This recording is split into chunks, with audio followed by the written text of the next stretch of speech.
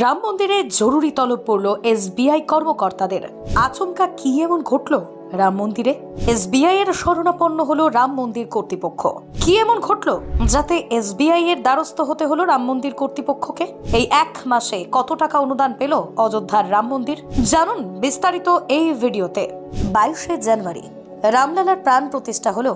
জনসাধারণের জন্য মন্দির খুলে দেওয়া হয়েছিল 23শে জানুয়ারি। সেই দিন থেকেই 60 লক্ষেরও বেশি দর্শনার্থী অযোধ্যায় রামলালার দর্শন করেছেন, এমনটাই জানিয়েছেন ট্রাস্টের কর্মকর্তারা। রামনবমীর দিন অযোধ্যায় প্রায় 50 লক্ষ ভক্ত উপস্থিত হবে বলে আশা করা হচ্ছে। সেই সময় অনুদান বাড়বে আরও। রসিদ দেওয়ার জন্য 12টি কম্পিউটারাইজড কাউন্টার তৈরি করা হয়েছে। এছাড়া মন্দির চত্বরে অতিরিক্ত দান বাক্সও রাখা হয়েছে। ট্রাস্টের সদস্যরা জানিয়েছেন, শীঘ্রই রাম মন্দির চত্বরে একটি বড় এবং সুসজ্জিত গণনা কক্ষ তৈরি করা হবে। রাম মন্দিরের কর্মকর্তারা জানাচ্ছেন, রামলালার জন্য যে পরিমাণ বিপুল অনুদান আসছে তা হাতে গুনে শেষ করা যাচ্ছে না।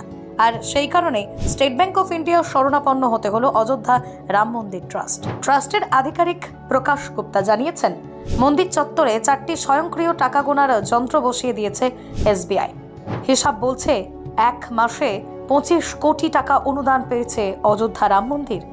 এছাড়াও রয়েছে 25 কেজি সোনা ও রূপোর অলংকার, চেক, ড্রাফট এবং নগদ। সরাসরি ট্রাস্টের ব্যাংক অ্যাকাউন্টেও অনলাইনে টাকা পাঠিয়েছেন অনেকেই, সেগুলো এখনো গোনা হয়নি। তিনি আরও জানিয়েছেন, রাম ভক্তরা ভক্তি ভরে রামলালার জন্য রূপো ও সোনার তৈরি এমন কিছু জিনিসপত্র দান করেছেন যা হয়তো শ্রীরাম জন্মভূমি মন্দিরে ব্যবহার করা যাবে না। তবে ভক্তদের ভক্তির কথা বিবেচনা করে মন্দির সোনা রূপার তৈরি এই জিনিসগুলো গ্রহণ করেছে এবং ব্যাংকে জমা করেছে। পরবর্তীকালে ওগুলো বিক্রি করে নগদে পরিণত করা হবে। সোনা, রূপো ও অন্যান্য মূল্যবান সামগ্রী রক্ষণাবেক্ষণের জন্য ভারত সরকারের কাছে হস্তান্তর করার সিদ্ধান্ত নিয়েছে রাম মন্দির ট্রাস্ট। এর জন্যই এসবিআই এর সঙ্গে অনুদানের বিষয়ে স্বাক্ষর করেছে ট্রাস্ট।